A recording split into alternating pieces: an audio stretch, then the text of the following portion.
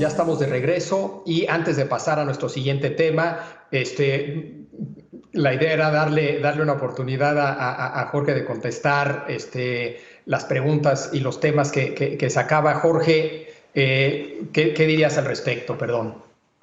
Mira, lo de Claudia Sheinbaum, el problema del DF es real, pero es incluso más complicado.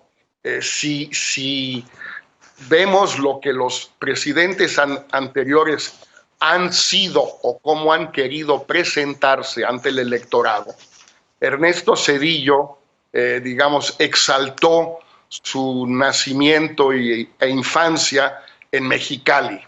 Obviamente Vicente Fox, pues Guanajuato. Felipe Calderón, Michoacán. Enrique Peña Nieto, pues Estado de México. Desde luego, pues Andrés Manuel López Obrador, tabasqueño. Todo eso puede ser simplemente un asunto de casualidad o del azar, o puede ser que el electorado mexicano o el inconsciente mexicano, como se le quiera llamar, pues no nos quiere a los chilangos, pues, así de fácil. No, claro, Héctor, el único no chilango aquí, el chetumaleño, pues lo puede confirmar, lo que no nos quieren. Y pues Claudia, digo, más chilanga que Claudia, pues imposible, no hay cómo. Y eso sí puede ser un problema, más allá que haber ganado o perdido la capital, pues sí hay un tema ahí. Bueno, hasta Carlos Salinas de alguna manera inventó que era de Agualeguas, de Nuevo León, y Miguel de la Madrid, que venía de Colima, porque creo que su mamá pues, estaba ahí cuando nació en Colima y pues al día siguiente se vinieron a México. No, yo soy de Colima, y así sucesivamente. López Portillo no, porque pues, era de otro tipo, digamos. Entonces sí creo que va a ser complicado para Claudia ese aspecto, si es que es. Y un último comentario que vale la pena resaltar quizás, Javier. Al final la decisión de quién va a ser el candidato de la coalición oficialista es una decisión totalmente unipersonal de López Obrador. La podrá disfrazar con primarias o con encuestas, pero es él. Él va a decidir, punto. En cambio, en la oposición, a ver qué deciden, que si primarias, que si encuestas, que si un conciliábulo. A mí me gusta más esta tercera opción, pero pues porque me gusta más la conspiración y me gusta más la tenebra, pero pues ellos no tienen por qué hacer eso. Pero será inevitablemente una decisión colectiva que involucrará a mucha más gente. Yo no digo que sea más democrático a una vía que la otra, digo que sí son muy distintas y sí es algo que habrá que tomar en cuenta también. Pues pasemos al siguiente tema, que tiene que ver con el repunte que se ha dado en estas últimas semanas en cuanto a contagios y muertes por COVID-19. Héctor, ¿qué opinas de lo que está pasando? ¿Cuáles son los retos que ves hacia adelante? Mira, estábamos conversando ayer de que íbamos a trabajar en el programa de hoy y ayer mismo empezaron a aparecer ya gráficas muy preocupantes del repunte de los contagios en México. Estamos amaneciéndonos hoy con una posición de infecciones semejante o digamos en su número a la que había en el mes de mayo del año 2020, es decir, muy cerca del primer pico que hubo de contagios en México. Y hay estados que están en una situación verdaderamente crítica, mucho más arriba que el promedio nacional. El camino de la Ciudad de México parece ser también muy preocupante. De manera que quizá, ojalá y estas tendencias no se hagan realidad, pero lo que indican es que podemos tener un verano, un julio y un agosto muy malos en materia de pandemia y sobre todo el establecimiento de algo que no está claro en la cabeza de los mexicanos, desde luego no de los habitantes de la capital, y es que la pandemia está ahí y está empeorando. No solo no se ha terminado, sino que está reiniciando su ciclo. Ahora, un atenuante muy importante. De lo que estamos viendo del nuevo crecimiento de contagios, estamos viendo menos muertes y menos hospitalizaciones graves. Es decir, el repunte trae una, digamos, peligrosidad intrínseca menor que la que vivimos hace 2 o 3 meses. Al mismo tiempo hay un punto de preocupación, que es que está presentándose esta variante que llaman Delta. Yo estoy repitiendo como perico lo que leo, no me estoy haciendo el experto, simplemente estoy poniendo cosas que he estado leyendo, pues un poco con el único propósito de alertar, algo que no hace bien el gobierno de México, de alertar de los riesgos en que estamos volviendo a estar.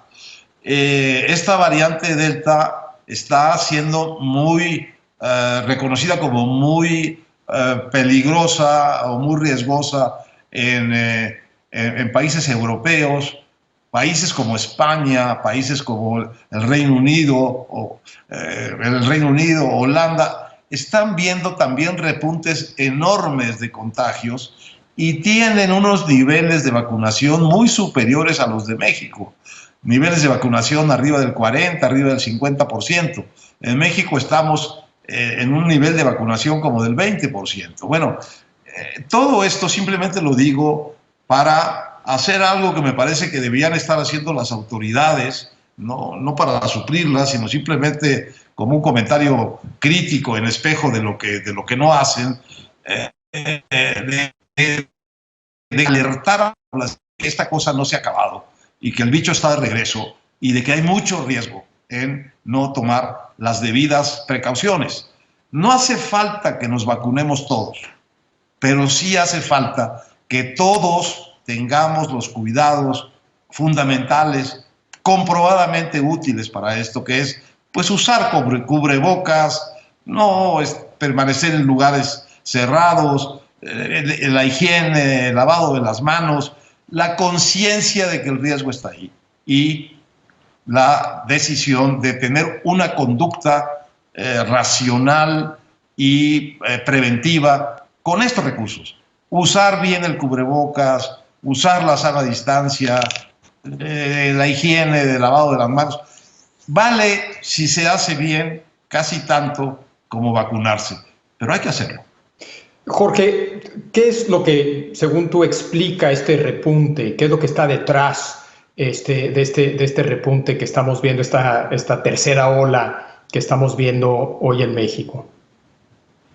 Mira, desde luego que yo no solo no sé mucho del asunto, sino que a diferencia de Héctor no leo tanto como él sobre el asunto, entonces me cuesta repetir simplemente lo que leyera. Sí me parece que hay varias explicaciones obvias, ¿no? La primera, pues es que conforme el paso del tiempo y un número mayor de vacunados y el cansancio, la fatiga, si se quiere, los cambios en el llamado semáforo, lo que vemos en la televisión de lo que sucede en el resto del mundo, la gente baja la guardia. Esto ha sucedido en muchos países y es perfectamente lógico y comprensible que suceda también en México, en todos estos aspectos que mencionaba Héctor, principalmente el cubrebocas, que es, según todos los indicios, el antídoto más eficaz, la mejor defensa, pero también, por ejemplo, ciertas aglomeraciones, veamos, simplemente los que vimos el partido de ayer en Wembley, pues así como que digas que mucha sana distancia, no fue el caso precisamente, ¿no?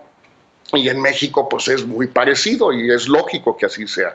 Una segunda explicación sin duda es el tema de las variantes que han aparecido y que pues muy posible en un país donde ha habido una gran diversidad de vacunas, hasta donde entiendo bien, hay algunos países que se han concentrado en una sola vacuna.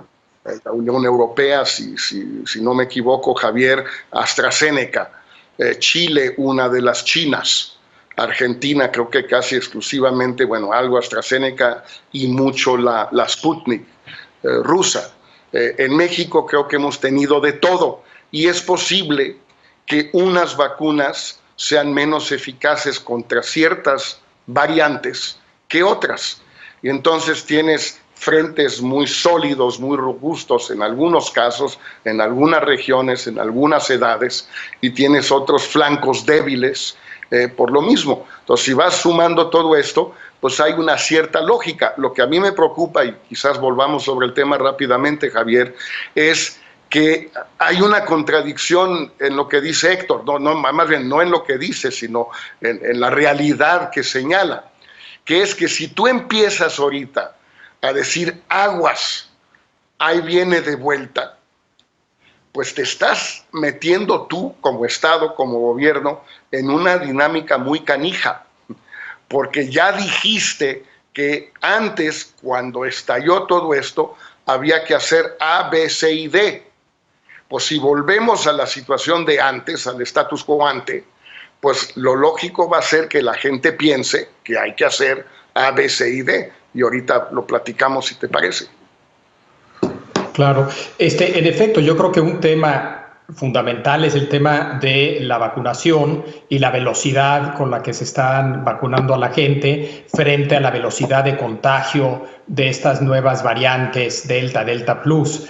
Creo que queda claro que en el caso mexicano, si bien ahí va el proceso de vacuna, no ha ido tan rápido tal vez como sería ideal, porque creo que el objetivo final debe de ser evitar muertes. Es decir, por más que incluso gente vacunada se puede contagiar, volver a contagiar a otros, no estamos viendo, como decía Héctor, el mismo número de muertes o de casos graves. Y lo que quieres evitar son esas dos cosas, muertes y casos graves.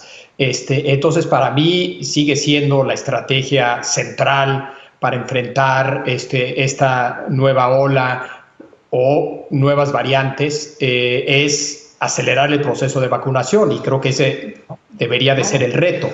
Obviamente no es la única cosa que tienes que hacer, hay un tema de prevención, etcétera, etcétera, etcétera, pero creo que es impensable el regresar a una encerrona como la que vivimos en su momento en abril, mayo, junio del año pasado. Creo que proponer eso por el hartazgo, por el desgaste, no lo veo particularmente viable, y después de un año como 2020, con el impacto económico que tuvo eso encerrona, lo veo todavía más complicado.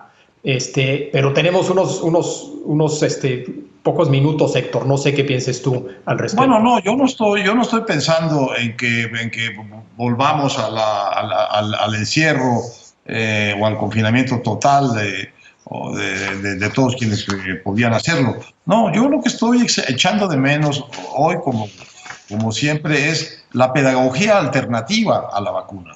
La pedagogía del cubrebocas, la pedagogía de la sana distancia, la pedagogía de que esto no se ha terminado y que hay que tener cuidado. Lo que pasó ayer en la final de la Copa Europea es un acto de irresponsabilidad colectiva impresionante, porque el Reino Unido está en un momento enorme de ascenso de los contagios, lo mismo que España y Holanda. Lo que va a resultar del partido de ayer es una enorme cantidad, miles y miles de contagios.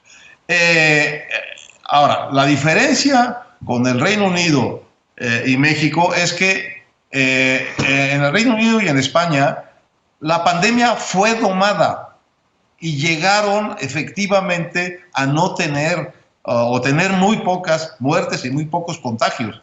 Y la expresión de eso es que pudieron abrir muchos días sus escuelas porque estaban efectivamente en una situación de poder romper el confinamiento. Eso no ha sucedido en México. En México no hemos tenido ningún momento en que podamos decir que se domó la pandemia y que no hubo muertos o hubo muy pocos muertos, pocos significativos, y no abrimos, por ejemplo, nuestras escuelas durante todos estos días.